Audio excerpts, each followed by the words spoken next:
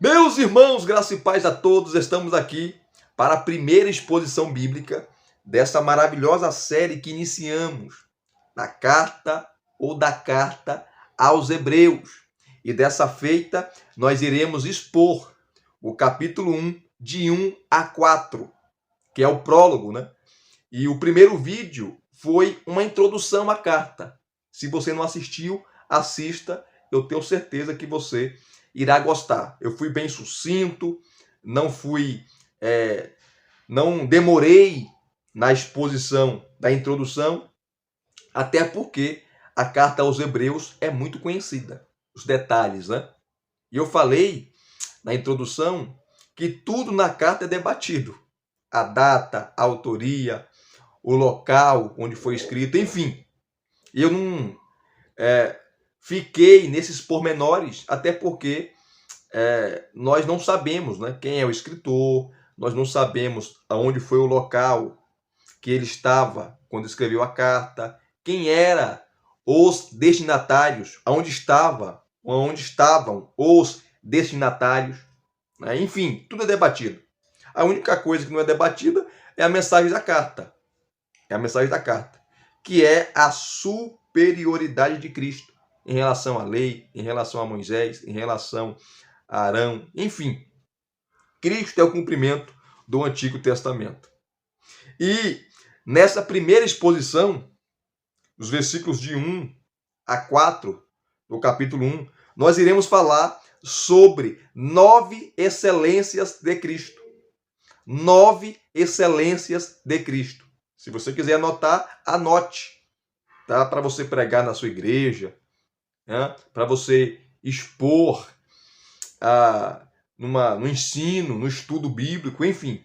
Nós iremos trabalhar aqui, versículo a versículo, capítulo a capítulo, tá? Serão sermões expositivos maravilhosos nessa esplêndida e extraordinária carta, a carta aos Hebreus. Então, vamos partir daqui, dar o pontapé inicial, lendo os versículos de 1 a 4 de Hebreus capítulo 1, que diz assim: Antigamente, Deus falou muitas vezes e de muitas maneiras aos pais pelos profetas, mas nesses últimos dias nos falou pelo Filho, a quem constituiu herdeiro de todas as coisas e pelo qual também fez o universo. O Filho que é o resplendor da glória de Deus e a expressão exata do seu ser, sustentando todas as coisas pela sua palavra poderosa. Depois de ter feito a purificação dos pecados, assentou-se à direita da majestade nas alturas, tendo se tornado tão superior aos anjos quanto herdou mais excelente nome do que eles. Que maravilha! Essa é uma das melhores introduções a um livro do Novo Testamento. O escritor é fantástico, maravilhoso. Coisa assim, se você pegar o grego, meu Deus do céu, é sem comentários. Você perde até o fôlego. E aqui, nesses 4 primeiros versículos, nós temos 9 excelências de Cristo Jesus. Ele já começa dando uma carteirada, já apresentando Cristo. E a partir do versículo 5, que nós veremos em outra exposição, tá? Até o versículo 14, ele vai, numa série de citações do Antigo Testamento, mostrar que Cristo é superior aos anjos. Tá? Capítulo 1, a partir do versículo 5, e o capítulo 2 também. Cristo é superior aos anjos. Inclusive, essa palavra superior aparece 13 vezes na epístola. 13 vezes. Tá? A aliança, a nova aliança é superior. O sacerdócio de Cristo é superior. O seu sacrifício é superior. Tudo é superior. É superlativo. E sem delongas aqui, que eu não quero demorar na exposição, pois temos muita coisa a falar, ele começa mostrando primeiro, a primeira excelência que nós vemos aqui está nos versículos 1 e 2, parte A, que ele traz Cristo como a última revelação de Deus. Olha o texto, Antigamente, Deus falou. Quando ele usa essa expressão antigamente, outras traduções vai trazer no passado. Eu estou usando aqui a NAA, eu uso muito ela, né? Nas minhas pregações, nas minhas exposições. No passado, antigamente, ele está se referindo à revelação no Antigo Testamento, começando de Adão, tá? Deus se revelou a Adão todos os dias, na virada da tarde. Deus ia até o jardim do Éden e conversava com Adão, se relacionava com Adão. Imagina Deus conversando com Adão, eu fico imaginando, né? Na minha mente fértil aqui. E aí, Adão, como você está? Como está o casamento de você e Eva? Você deu um nome aí a quais animais hoje? O que você fez hoje? Você trabalhou, você regou, você capinou, você trabalhou. Todos os dias, Adão tinha contato com Deus. Tá? E quando essa expressão que é maravilhosa, só nessa expressão aqui, gente, o versículo 1 e versículo 2, nós poderíamos ficar meses estudando, porque aqui está toda a revelação do Antigo Testamento. E essa revelação não era final, essa revelação era progressiva. Antigamente, ou no passado, Deus, nosso Pai, o seu Pai, ele falou. E ele falou como, Elias? Muitas vezes. E de muitas maneiras. Essa expressão muitas vezes se revela, tá? Muitas vezes e de muitas maneiras, ele está falando das várias revelações de Deus no decorrer da história. Como eu falei, a partir do Éden, Deus se revela a Adão, Deus se revela a Abel, Deus se revela a Noé, Deus se revelou a Moisés, a Isaac, a Jacó, Deus se revelou a José, Deus se revelou ao seu povo no Egito, Deus se revelou por meio da lei que ele deu ao povo, Deus falou por meio de sonhos, visões, revelações. Ele fala aqui, gente, pelos profetas, tá? Os profetas eram os porta-vozes de Deus, eles recebiam a mensagem e passavam para o povo. Deus falou por meio de anjos. Você vai ver no Antigo Testamento anjo falando e trazendo revelações o tempo todo. Gênesis capítulo 18 e capítulo 19, você vê 3 anjos aparecendo a Abraão, tá? Em forma humana. Eles assumiam uma forma humana e vinha falar, e vinha transmitir a mensagem. Você vê anjo trazendo uma mensagem para Josué, para Gideão, um anjo anunciando o nascimento de Sansão para o seu pai Manoá. Você vai ver anjos também trazendo aí Jacó sonhando com anjos. Ele sonha quando ele está fugindo do seu irmão Esaú para não ser morto. Ele dorme e ele coloca uma pedra como travesseiro. E interessante que ele sonha com uma escada, né, que tocava até o chão, a terra, e anjos subindo e descendo. Então, no Antigo Testamento, no passado, Deus falou, Deus se revelou de várias maneiras, mostrando a sua revelação progressiva em relação à sua vontade. Mas essas revelações que eu citei aqui não era a final, tá? Então, essa introdução, esse prólogo é suntuoso, gente. É maravilhoso. O escritor escolheu bem as palavras. Antigamente Deus falou, tá? E ele continua falando. Só que ele continua falando por meio do seu filho. Deus falou. Antigamente Deus falou muitas vezes e de muitas maneiras aos pais, se referindo aos fiéis do Antigo Testamento, pelos profetas. Então, ele já deixa bem claro. Antigamente, no passado, Deus falou muitas vezes e de muitas maneiras aos pais pelos profetas. Aí vem o versículo 2, parte A. Mas nesses últimos dias, a expressão últimos dias se refere à vinda de Cristo, tá? Se refere a essa era, a era da graça, tá? a era ou a plenitude dos tempos, como Paulo fala em Gálatas capítulo 4, que Cristo veio, pregou, o Deus encarnado, deu a sua vida, tá? Você vê a sua morte, a sua ressurreição, a sua ascensão, o nascimento da igreja. Nesses últimos dias, nos falou pelo Filho. Então, a primeira excelência é essa. Cristo é a última revelação de Deus. Cristo é o último Adão. Muita gente fala que Cristo é o segundo Adão. Negativo. A Bíblia não fala que Cristo é o segundo Adão. A Bíblia fala que ele é o último Adão. E por que ele é o último Adão? Porque não terá outro. Então, aqui já mata, já joga a pá de cal em todas as seitas. Porque se você for estudar as seitas, qualquer uma, os seus fundadores, quando foram fundar essa seita, ou uma nova seita, eles falaram que Deus revelou para eles um novo evangelho, um novo livro, que um anjo falou com eles. Não é assim? Que teve um sonho, uma visão, uma revelação e vai lá e funda essa seita. Hebreus joga a pá de cal. Não existe novas revelações. Não existe outra revelação. Cristo é a última revelação de Deus.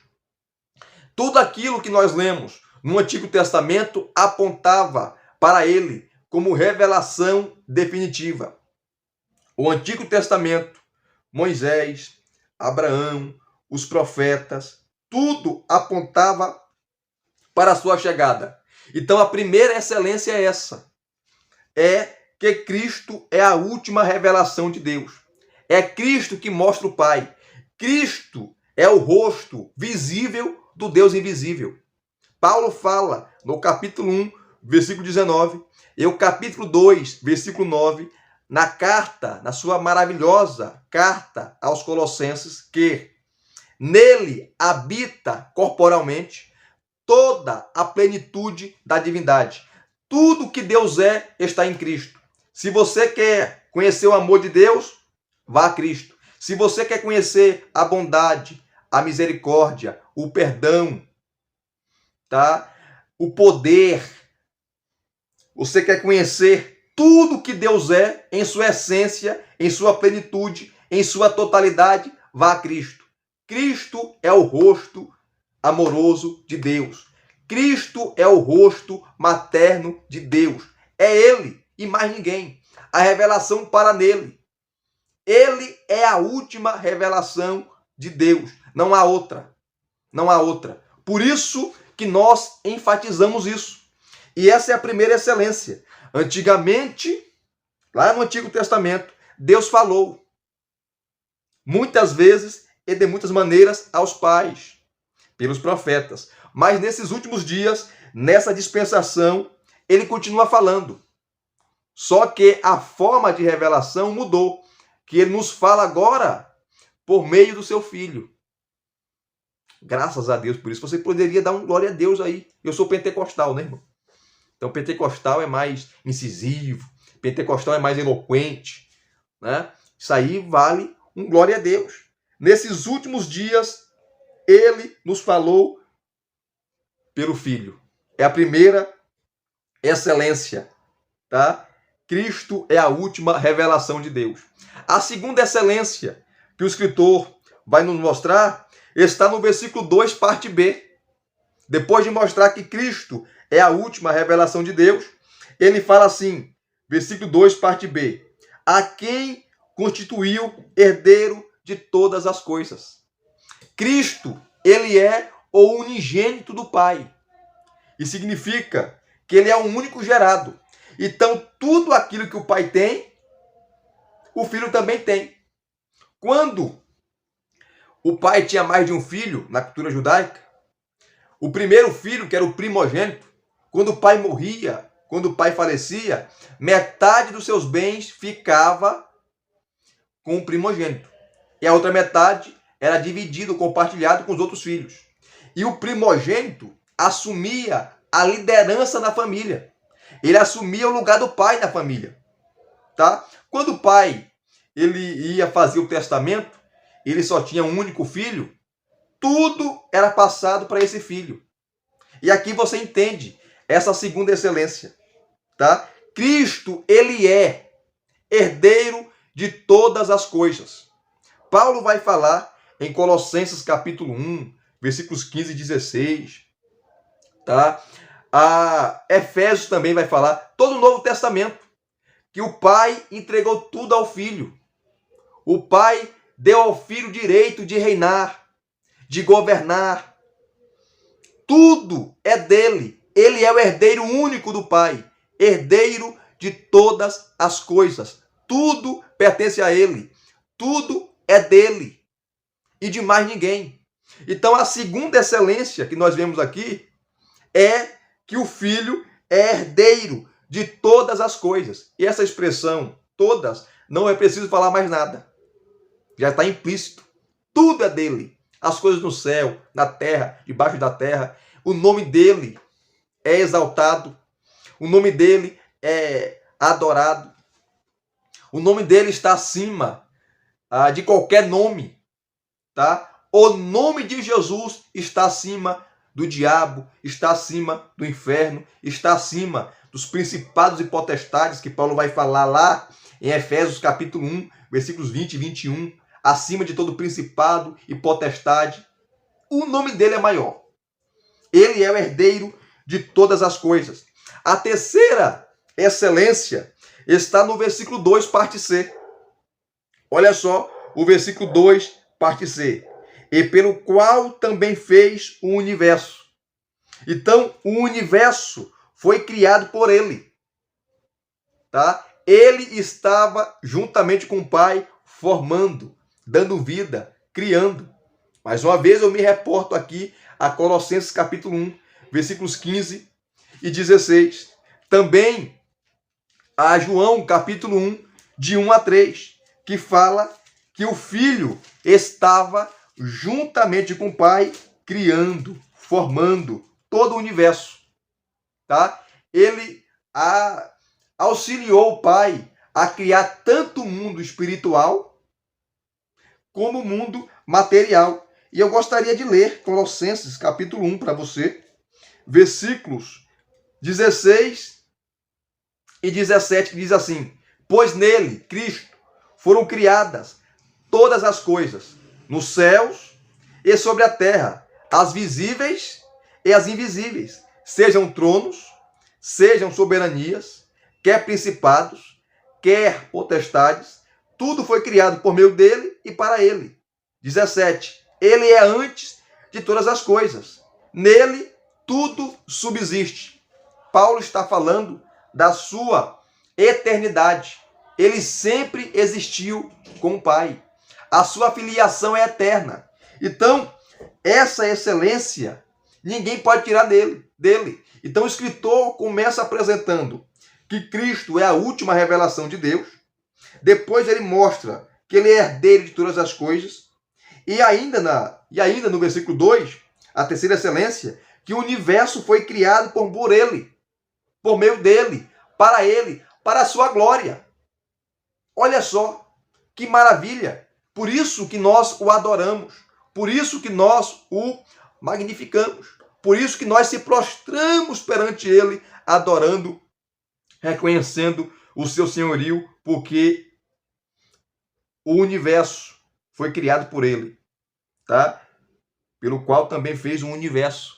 Tudo, as coisas visíveis e invisíveis, como disse Paulo em Colossenses capítulo 1, versículo 16, que nós acabamos de ler. Quarta excelência, tá? Está no versículo 3, parte A, que diz assim: o Filho que é o resplendor da glória de Deus. Ele é o esplendor. Imagina o sol em toda a sua pujança, tá? Imagina o sol em toda a sua pujança. Os raios solares iluminando, mostrando, tá? Eu estou usando aqui o sol como exemplo, mas o Filho é esse esplendor, essa luz que irradia a glória do Pai. Quando você olha para Cristo, você olha para o Pai. Quando você vê a Cristo, você vê o Pai. Quando você vê a graça de Cristo, você vê a graça do Pai. Quando você vê a glória de Cristo, você vê a glória do Pai. Tudo que o Filho é, o Pai é. Tudo que o Pai tem, o Filho tem. Não há discordância entre o Pai e o Filho. Não há briga de ego, de vaidade entre o Pai e o Filho. Ele irradia a presença, a glória, a habitação, a morada do Pai. Então, o Filho é esse esplendor, esse raio solar, esse raio de luz. Tá? João, no seu capítulo 1, versículo 18. João, no seu capítulo 1, versículo 18. Vamos lá para João, rapidamente. Né? Citar só esse texto, poderia citar outros, mas eu estou correndo aqui por causa do tempo, porque eu não quero demorar na exposição. O Evangelho de João é bem claro, né? Sabe aquela glória? Está no capítulo 2, versículo 9 ali de Ageu, que ele fala que a glória desta última casa será maior do que a primeira. Ali é uma profecia messiânica, porque a glória é Cristo. Ele é a glória do Pai, cheio de graça e de verdade, que João ele irá nos informar. Olha só, o Evangelho de João, no capítulo 1, versículo 14, tá? Versículo 14, diz assim: E o Verbo se fez carne, verbo é a palavra, e habitou entre nós, cheio de graça e de verdade. E vimos a sua glória, vimos o seu esplendor, como do unigênito do Pai. Versículo 18. Ninguém jamais viu a Deus. O Deus unigênito, que está junto ao Pai, é quem o revelou. Então, Jesus é o rosto materno de Deus.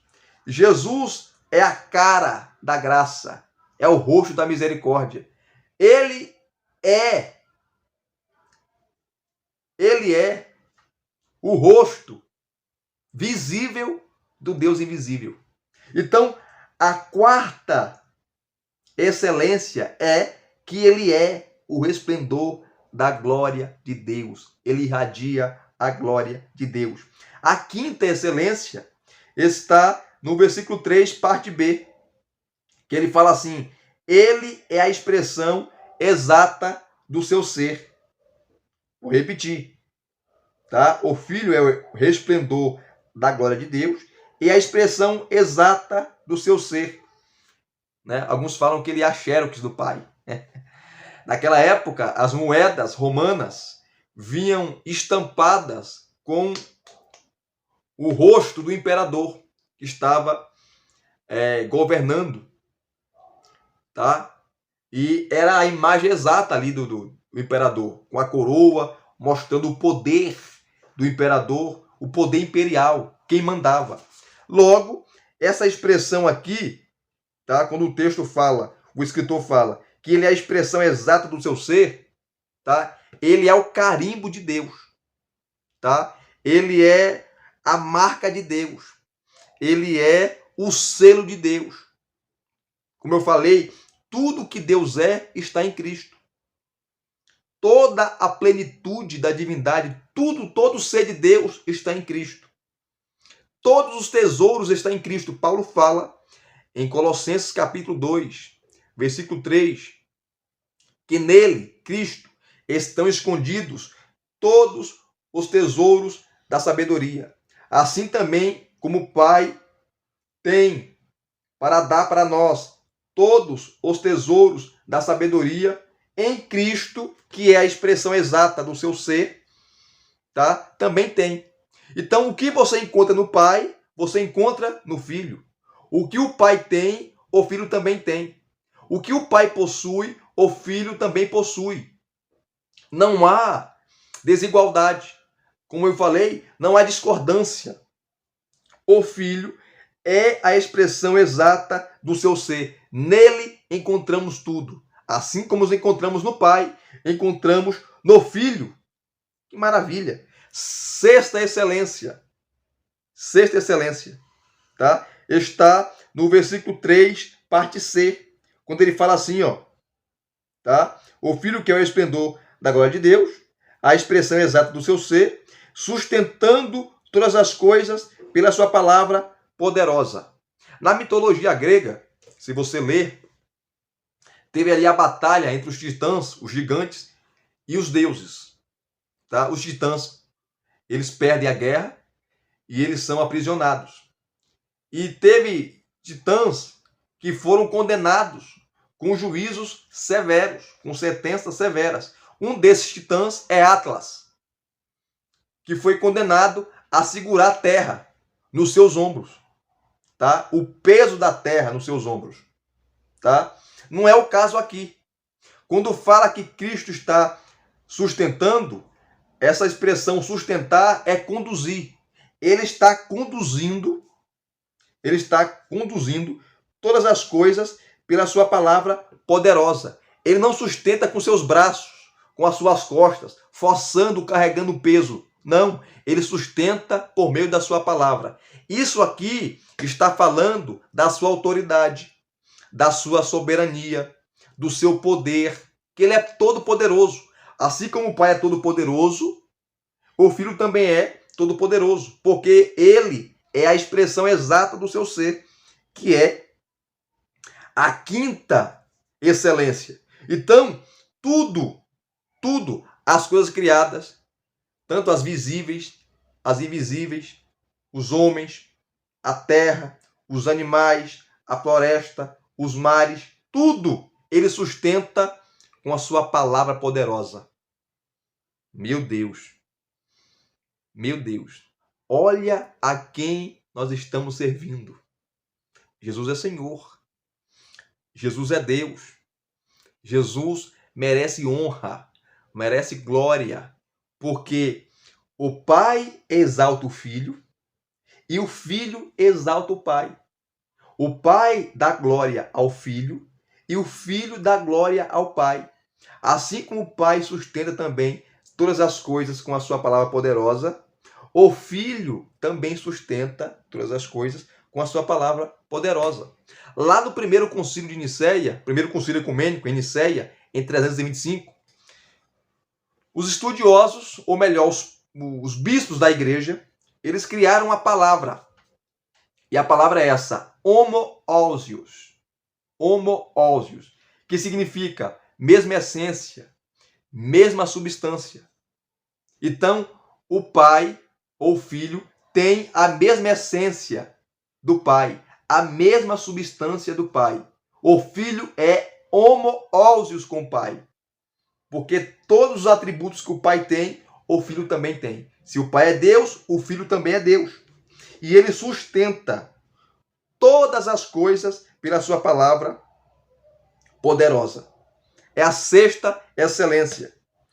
A sétima excelência está no versículo 3, parte D, que diz assim, ó, tá?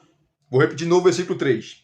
O Filho que é o esplendor da glória de Deus, a expressão exata do seu ser, sustentando todas as coisas pela sua palavra poderosa, depois de ter feito a purificação dos pecados, tá? Depois de ter feito a purificação dos pecados, falando aqui da sua obra sacrificial, expiatória na cruz do Calvário. E a sétima, aqui está a sétima excelência. Ele realizou a purificação de nossos pecados. E ele nos purificou como? Por meio do seu sangue. Porque o seu sangue perdoa, o seu sangue nos lava, o seu sangue nos limpa e o seu sangue nos purifica de todo o pecado. Nós fomos purificados de uma vez por todas pelo sangue de Cristo. O que o sangue de touros, de bodes, de ovelhas, de pássaros não conseguiu ou não conseguiram realizar, ou não conseguiu realizar, Cristo, por meio do seu sangue e por meio do seu sacrifício feito de uma vez por todas, tá? Ele conseguiu fazer, nos purificar. E não só nos purificou, mas ele colocou na minha conta, ele colocou na nossa conta, ele colocou na sua conta a justiça dele, nos declarando justos. Somos lavados, purificados, redimidos por esse sangue. Tem até um hino da harpa que é muito conhecido, né? Pelo sangue,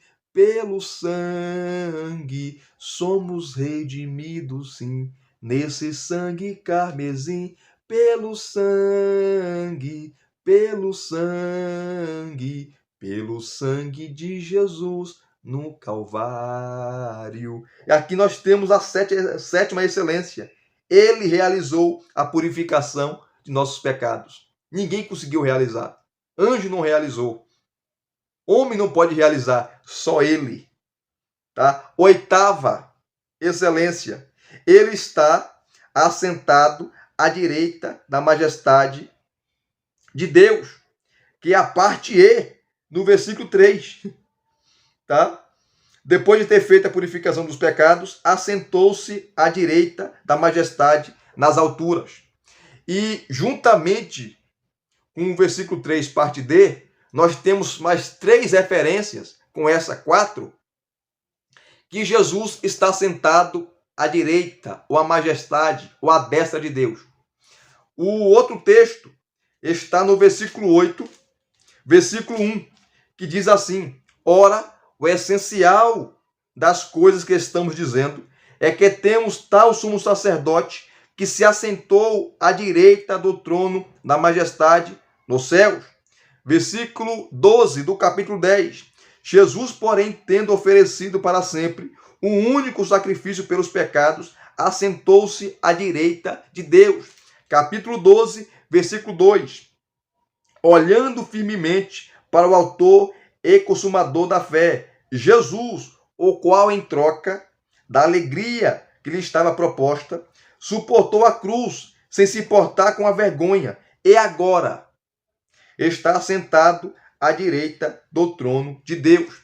Essa posição fala de poder, domínio, soberania, honra, majestade, glória. Mas, no contexto da carta aos Hebreus, quando você olha no Antigo Testamento, tanto para o tabernáculo de Moisés, como para o templo de Salomão, não existia uma cadeira no tabernáculo nem no templo, porque os sacerdotes que ministravam não poderiam sentar, porque a sua obra era contínua, não tinha fim. Os sacrifícios eram contínuos, não tinha fim. Eles matavam animais, e mais animais, e mais animais. Então eles não poderiam sentar, porque a sua obra nunca acabava. Quando Cristo realizou a purificação dos nossos pecados, de uma vez por todas, tá? Ele não se ofereceu e não se oferece várias vezes. Ele se ofereceu uma única vez para resolver os problemas, ou o problema do pecado. Ele se assentou à destra de Deus, ou à majestade de Deus, mostrando que não há mais nada para fazer. Toda a sua obra foi completada. Toda a sua obra foi feita. Tá? Não há mais sangue a derramar, porque ele já derramou. Não há mais necessidade de matar cordeiro, porque ele é o cordeiro de Deus que tirou o pecado do mundo. Não há mais necessidade de matar bodes, touros, ovelhas, pássaros. Não, porque tudo isso apontava para ele. Quando ele se ofereceu, ele se sacrificou por nós, se oferecendo, tá? Ele realizou de maneira cabal e ele foi assunto aos céus, na sua ascensão.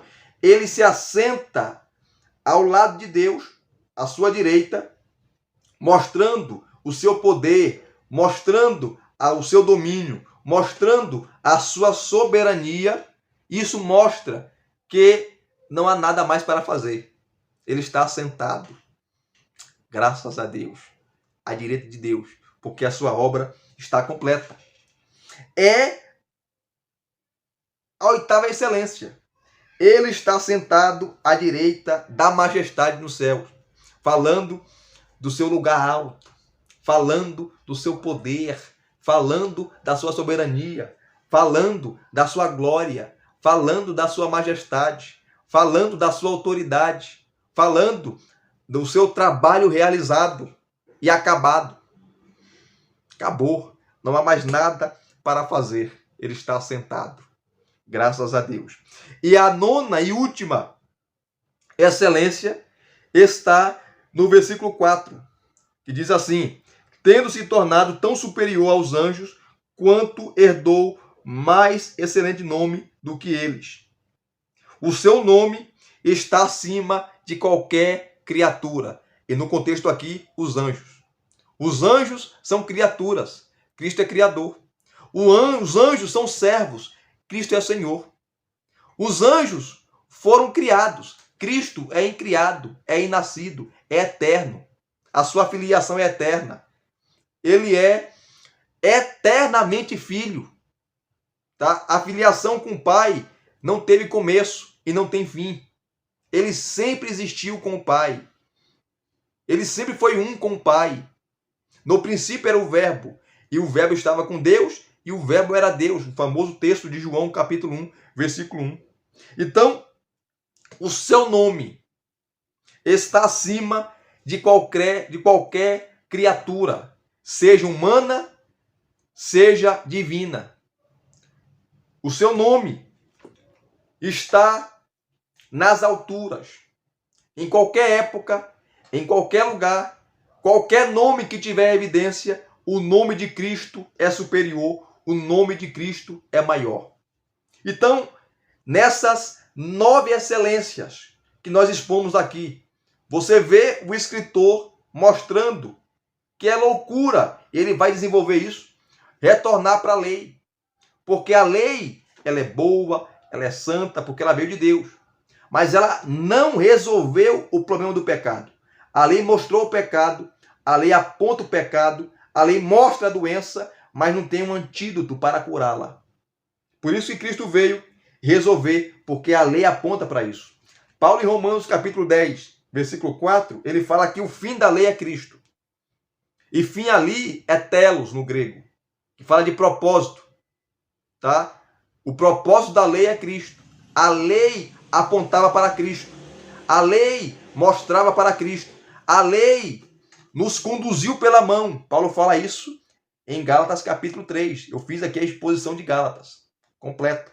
Assista lá. Vai aqui na playlist e você vai ver lá a exposição completa dessa maravilhosa carta. A lei nos pegou pela mão, como um pai pega um filho, e nos conduz, ou nos conduziu até Cristo. E falou assim: olha, homenzinho, aqui está o seu Salvador. Você precisa de Cristo. Você precisa dele. Eu não posso resolver o problema. Ele pode resolver. Eu não posso resolver o problema do pecado. Ele pode resolver. E resolveu. A lei nos conduziu a Cristo. Ou nos conduz a Cristo. Então, o seu nome está acima de qualquer criatura. Porque o seu nome é excelente. E aqui nós terminamos essa exposição. Se você gostou desta maravilhosa exposição, deixe aqui o seu like, deixe os seus comentários, se inscrevam no canal se você não é inscrito e acione o sininho para receberem todas as notificações, tá bom? Graça e paz mais uma vez. Muito obrigado a todos. Até as próximas exposições.